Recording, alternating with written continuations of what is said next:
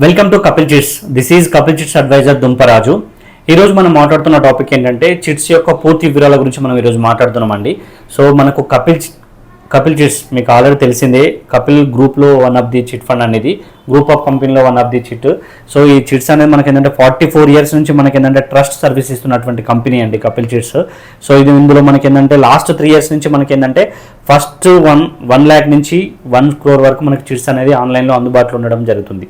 So మనకు డెప్త్గా మనం దాని గురించి తెలుసుకున్నట్లయితే మీకు బ్రోచర్ అనేది స్క్రీన్ పే పెట్టడం జరిగింది.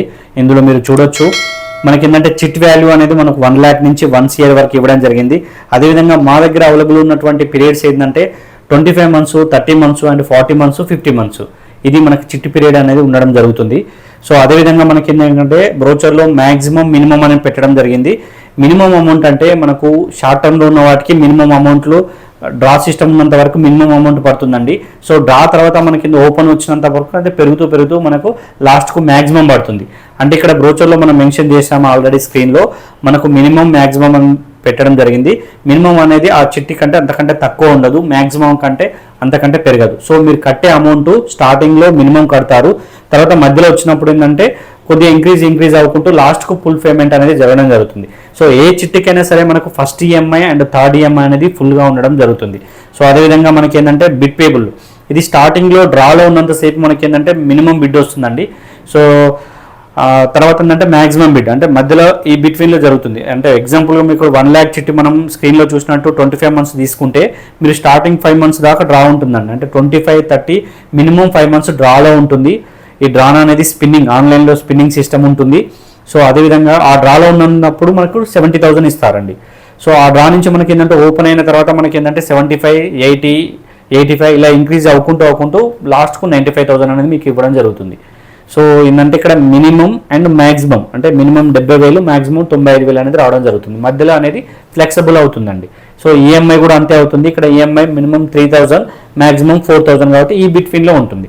సో ఏ చిట్ అయినా సరే మనం first EMI and third EMI ఫుల్గా ఉంటుంది. రిమైనింగ్ అంతా కూడా first EMI, third EMI full ఉంటుంది. రిమైనింగ్ అంతా మినిమం అమౌంట్ నుంచి నడుస్తుంది. సో ఈ మినిమం అమౌంట్ అనేది మనకు డ్రాలో ఉన్నంతసేపు మినిమం వస్తుంది. ఆ తర్వాత ఓపెన్ అయినా కొంచెం దాని అమౌంట్ అనేది ఇంక్రీజ్ అవుతూ మ్యాక్సిమం వస్తుందండి.